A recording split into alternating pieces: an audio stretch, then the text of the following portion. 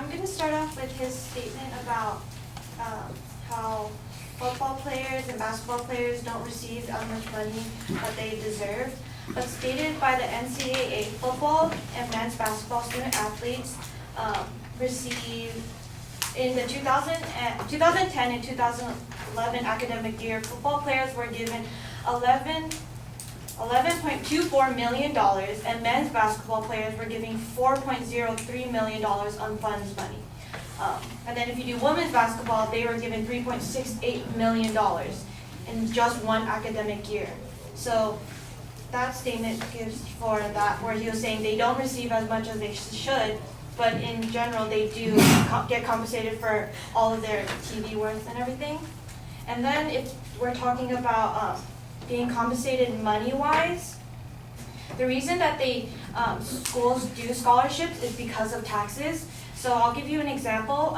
If pretend a full-time athlete at a high school like Stanford, Duke, University of USC, and stuff like high schools like that, pretend on average a student athletes would get like $100,000 per year.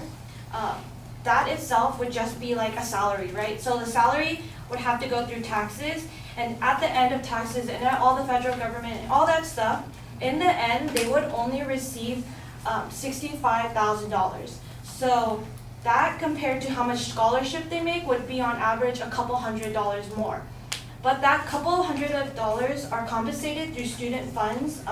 There's a set amount of funds put away that the NCAA has. It's called the Student Assistance Funds, and it's about $75 million where they use for students in any cases students can ask for. If students pretend live in California, but they are playing in like Texas or something, and they have a family member who dies back where they live at home, students can request for money to travel all the way back home and have all the expenses covered, flight back, room and board, and even if they want fellow colleagues to come with them for like the comfort of their lost family member, the NCAA will put out the money for them. They just have to ask for it. It's as simple as that.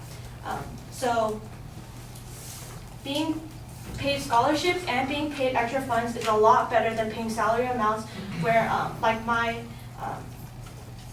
Kaylin said was how they're not going to be able to really like manage their money. By schools doing this, they're helping students manage their money properly, and they're already giving them full paid meals and everything like that. At the end of the day, for college sports, if college sports start getting paid, and if if college sports start getting paid like the national sports do, it'll ruin the college sports industry. Athletics play sports in college for two reasons: the love of the game and the change it makes to the pros. If these students start getting paid, the college and university athlete department will turn into enterprises, and this would tarnish the college athletic system.